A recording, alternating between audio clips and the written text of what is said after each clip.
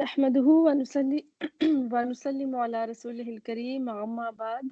فأعوذ بالله من الشيطان الرجيم بسم الله الرحمن الرحيم رب اشرح لي صدري ويسر لي أمري واحلل عقدة من لساني يفقهوا قولي. آیت نمبر 16 سے سورۃ التوبہ. ام حسیبتم، کیا سمجھ رکھا ہے تم نے، ان تترکو تارکف،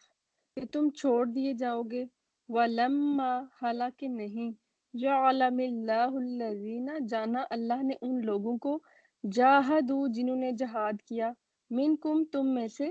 ولم، اور نہیں، یتخذوا، انہوں نے بنایا، من دون اللہ، اللہ کے سوا، ولا رسول ہی، اور اس کے رسول کے سوا، وللمؤمنین، اور مومنوں کے سوا، ولیجا، واو لام جیم اس کا روٹ ہے. ولیجا کا ورڈ واو لام جیم سے ایسی چیز کو کہتے ہیں جو اندر گھس جائے. جیسے ہم کہتے ہیں نا گھر کر جانا، کسی چیز میں سرایت کر جانا. تو پھر اس سے مراد کیا ہوا؟ دلی دوستی. جو دلی دوست ہوتا ہے وہ بھی ہمارے دل کے اندر خوب سا جاتا ہے، تو اس لیے ولیجا دلی دوست. واللہ، اور اللہ، خبیر، خبر رکھنے والا ہے، بما ساتھ اس کے جو تعملون، تم عمل کرتے ہو. کیا سمجھ رکھا ہے تم نے کہ تم چھوڑ دیے جاؤ گے، حالانکہ نہیں جانا اللہ نے ان لوگوں کو جنہوں نے جہاد کیا. اچھا، یہاں ان مسلمانوں کو کہ جو ابھی نئے نئے اسلام میں آئے ہیں اور انہوں نے کوئی بہت زیادہ قربانیاں نہیں دیں، جہاد نہیں کیا، ابھی تک زکوٰۃ ادا نہیں کی، یعنی جو ایمان کے تقاضے ہیں وہ پورے نہیں کیے گئے. تو جب جہاد کا حکم دیا گیا تو جہاد کیونکہ ایک مشکل چیز ہے تو وہ کافی گراں گزرا ان پر جو نئے نئے مسلم تھے. اور دوسری بات یہ تھی کہ کیونکہ اعلان برات کے بعد اب بہت سارے لوگ ایسے تھے کہ جو خود مسلمان ہو چکے تھے لیکن ان کے گھر والے، ان کے بھائی، ان کے والد اور باقی ان کے رشتہ دار ابھی تک مشرک تھے. تو اب دوسروں کے خلاف جنگ لڑنا تو بہت آسان ہے، اب اپنے ہی لوگوں کے خلاف، اپنے ہی خون کے رشتوں کے خلاف جنگ لڑنا، یہ اصل میں ایمان کا بہت بڑا ٹیسٹ ہے. تو یہ اللہ تعالیٰ نے جب جہاد کا حکم دیا اور اعلان برات کروا دیا نبی صلی اللہ علیہ وآلہ وسلم کے تھرو، تو یہ ایک طرح سے مسلمانوں کا کے لیے بہت بڑا امتحان تھا. اب دیکھنا یہ تھا، ایک طرف اللہ تعالیٰ اور اس کے رسول ہیں اور دوسری طرف اپنے گھر والے ہیں، اپنے بلڈ ریلیشن ہیں، تو ان کے خلاف کس طرح انسان جائے گا اپنے دین کے تقاضے پورے کرتے کرتے. تو فرمایا جا رہا ہے کہ ام حسبتم ان تترکوا ولما یعلم اللہ الذین جاہدوا منکم، کیا تم نے یہ سمجھ رکھا ہے کہ تم چھوڑ دیے جاؤ گے، حالانکہ نہیں جانا اللہ تعالیٰ نے ان لوگوں کو جنہوں نے جہاد کیا تم میں سے. یعنی جو لوگ جہاد کریں گے اصل ایمان والے وہ ہوں گے، یا اعلیٰ ایمان ان کے دل میں ہوگا کہ جو جہاد سے اس چیز کا ثبوت دیں گے کہ واقعی ان کو اللہ تعالیٰ کی محبت میں یا اس اسلام کو قبول کر کے انہوں نے باقی ہر چیز کو پیچھے چھوڑ دیا، اپنی رشتہ داریوں کو، اپنے پیاروں کو، اپنی جان تک کو یعنی پیچھے کر دیا اور اللہ اور اس کے رسول کو آگے کر دیا. تو یہ ہے نئے نئے مسلمانوں کا سخت کڑا امتحان. وَلَمْ يَتَّخِذُوا مِن دُونِ اللَّهِ وَلَا رَسُولِهِ، اور نہیں انہوں نے بنایا اللہ کے سوا اور اس کے رسول کے سوا، وَلَلْمُؤْمِنِينَ وَلِيجَا، اور مومنوں کے سوا کوئی دلی دوست. جو اچھے مومن ہیں، جو اعلیٰ پایا کے مومن ہیں، انہیں تو اللہ اور اس کے رسول سب سے زیادہ محبوب ہیں. اس کے مقابلے میں اگر ان کا کوئی بلڈ ریلیشن بھی آ رہا ہے تو انہوں نے اس کے ساتھ بھی دلی ملان نہیں رکھا. اور آپ دیکھیں کہ جن لوگوں نے اسلام قبول کیا، بہت سارے صحابہ ایسے ہیں کہ جب انہوں نے اسلام قبول کیا تو باقی ان کے گھر والے، ایون ان کی مدرز، ان کے فادرز، ان کے بھائی بہن، ان کے اسپاؤز ابھی تک مشرک تھے. اور ایسا بھی ہوا کہ مشرکین نے یعنی مشرکین ریلیٹیوز نے اپنے مومن ریلیٹیو سے کہا کہ جنگ کے دوران آپ کئی دفعہ ہماری تلوار کی زد میں آئے، جیسے حضرت ابو بکر صدیق کی مثال ہمارے سامنے ہے. حضرت ابو بکر صدیق کے ریلیٹیو نے ان سے کہا تھا کہ آپ ان کے سوری بیٹے نے کہا تھا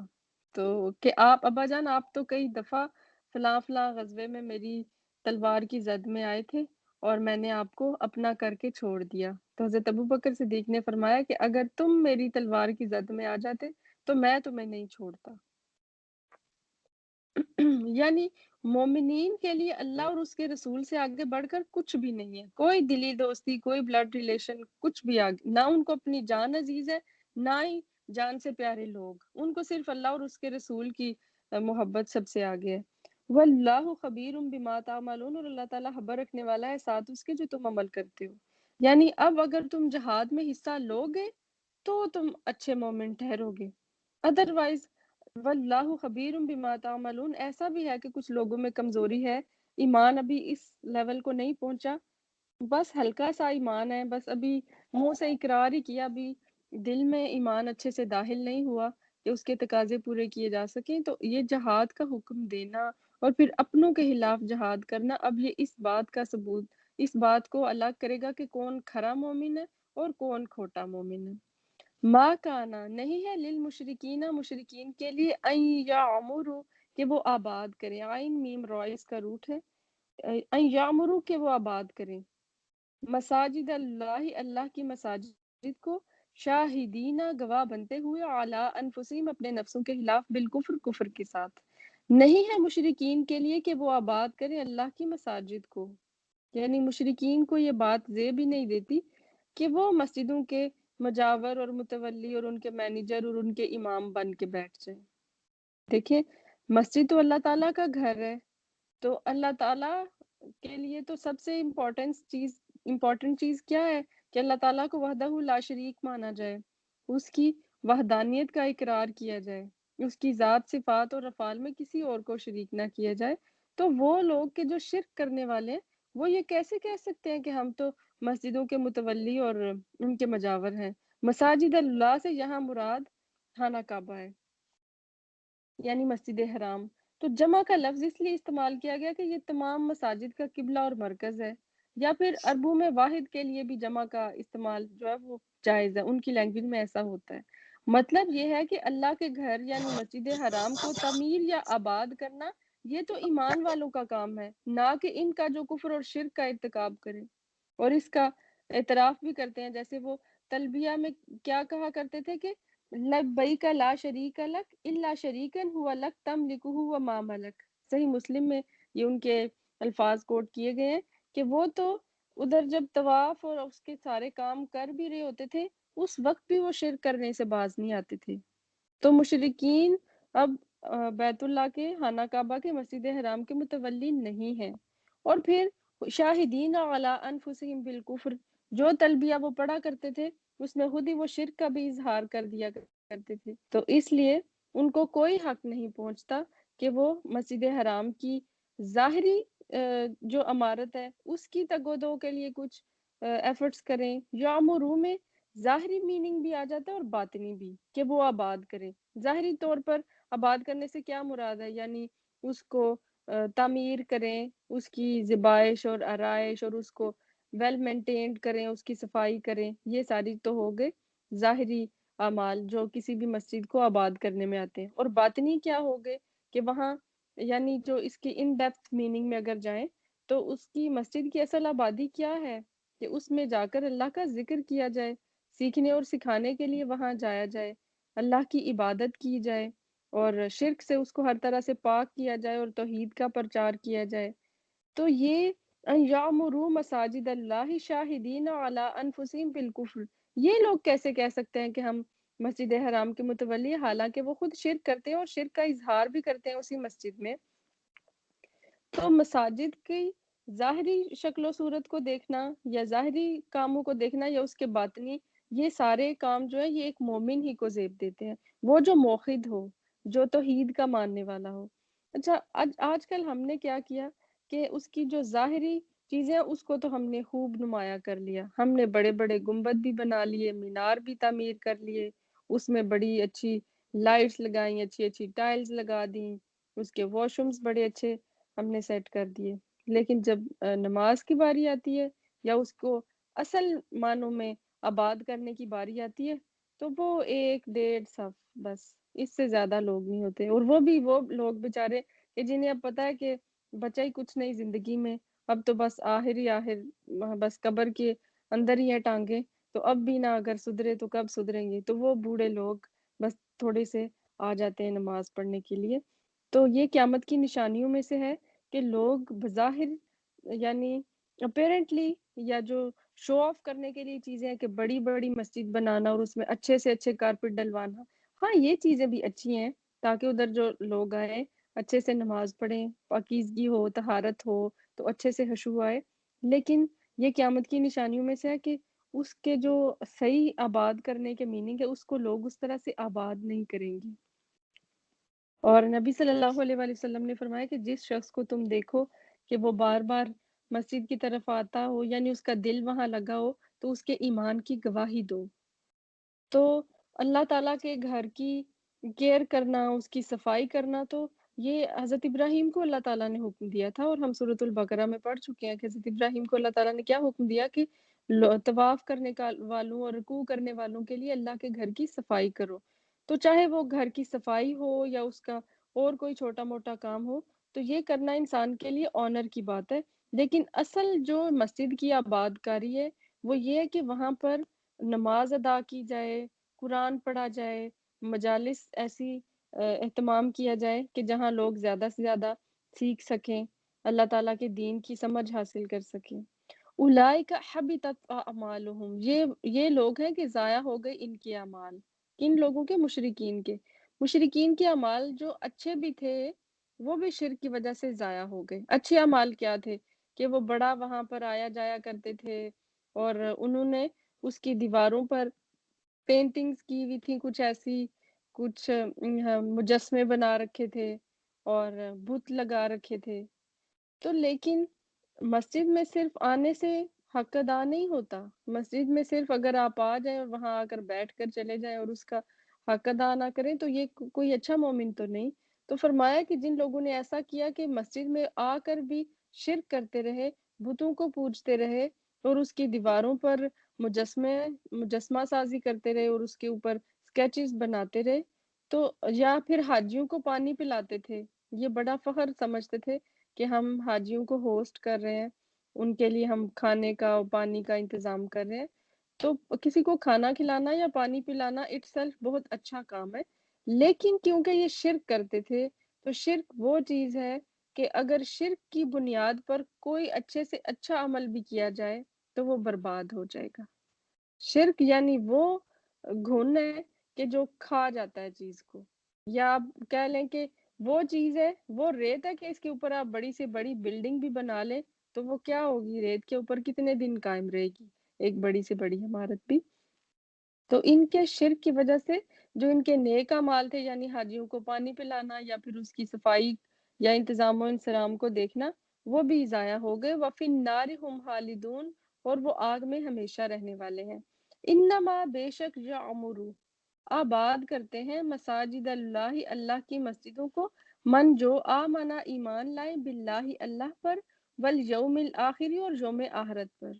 یعنی اصل جو اللہ کے گھر کو آباد کرنے والے لوگ ہیں وہ ہیں کہ جو سب سے پہلے ایمان لے کر آئیں اللہ پر اور پھر یوم آخرت پر،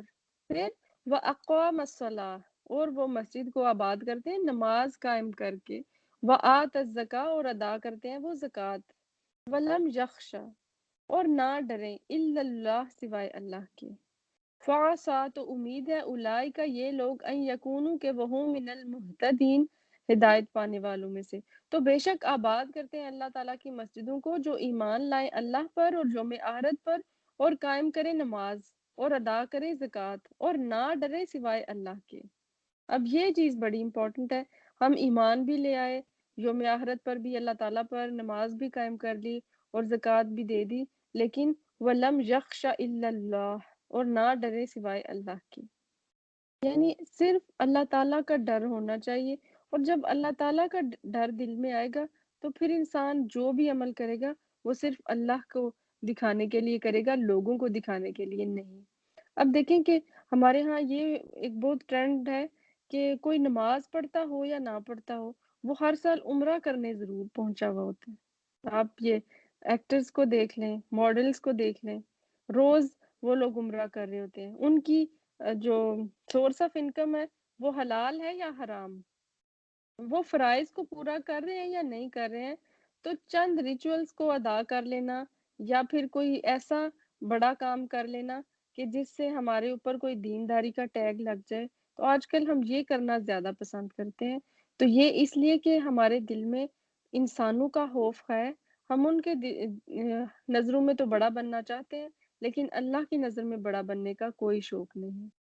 تو یہ تو ایک نفلی عبادت ہے، بہت اچھی بات ہے۔ حج اور عمرہ تو بہت ہی اعلیٰ عبادتیں ہیں، اور ایک عمرے اور دوسرے عمرے کے درمیان حدیث میں آتا ہے کہ جو گناہ ہوتے ہیں انسان کے وہ معاف ہو جاتے ہیں، اور اس سے فقر دور ہوتا ہے، اور اللہ تعالیٰ غنی کر دیتا ہے اس شخص کو کہ جو بار بار حج اور عمرہ کرتا رہتا ہے۔ لیکن یہ بھی تو دیکھنا ہے کہ اب باقی سارے جو فرائض ہیں وہ پورے ہیں۔ بہت سے ایسے لوگوں کو بھی میں جانتی ہوں جو عمرہ تو ریگولر کرتے ہیں لیکن نمازیں کبھی ریگولر نہیں پڑھتے۔ تو یہ کیا چیز شو کرتی ہے کہ وہ چیز یہ کرنا چاہتے ہیں جس سے بہت زیادہ اپریسیشن ملے، سب کو پتہ چلے آ رہے ہیں، جا رہے ہیں، عمرہ ہو گیا ہے، اسٹیٹس لگ رہے ہیں، فوٹوز اپلوڈ ہو رہی ہیں۔ تو جو چھپ کر کرنے کا کام ہے جیسے نماز ادا کرنا، زکوٰۃ دینا اور اللہ تعالیٰ کا صحیح تقوی اور خوف،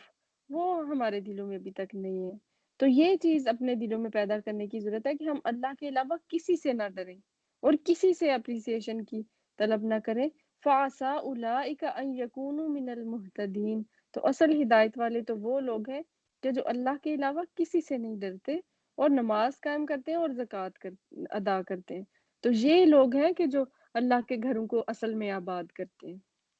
وہ لوگ نہیں کہ جو صرف حج کے موسم میں حاجیوں کو پانی پلا دیں یا پھر اس کا ذرا سا مینجمنٹ کو دیکھ لیں تو شاید وہ اللہ تعالیٰ کے نزدیک بہت معتبر ٹھہرے۔ یہ لوگ اس چیز پر بڑا فخر محسوس کیا کرتے تھے عربس، کہ ہم تو ہوسٹ کرتے ہیں، ہم پوری دنیا کے لوگ یہاں پر آتے ہیں۔ اور یہ بیسیکلی کیا تھا کہ انہوں نے ایک تجارت کا سامان بنا لیا تھا۔ پورا سال یہ لوگ فارغ بیٹھا کرتے تھے، اور حج کے دنوں میں یہ لوگ اتنا ارن کر لیتے تھے کہ پورا سال یہ عیش کر کے خوب آرام سے کھا سکتے تھے۔ تو ان آیات میں سیکھنے کی چیزیں ہمارے لیے کیا تھی کہ امتحان تو ہوگا، چاہے آپ مسلم ہو بھی گئے، ابھی ابھی اسلام قبول کیا، یا اسلام مطلب بائی برتھ ہم مسلم ہیں، تو جس نے بھی لا الہ الا اللہ کا اقرار کر لیا اس کا ٹیسٹ ضرور ہوگا۔ اور یہ پیچھے ہم سورۃ البقرہ میں بھی پڑھ چکے ہیں اور آگے بھی آئے گا کہ کیا تم نے کہہ دیا لا الہ الا اللہ تو تم نے یہ سمجھ لیا کہ تم آزمائے نہ جاؤ گے؟ تو ایمان کے بعد آزمائش شرط ہے تاکہ اللہ تعالیٰ جان لے کہ کون کس لیول کا مومن ہوا ہے۔ وآخر دعوانا ان الحمد للہ رب العالمین۔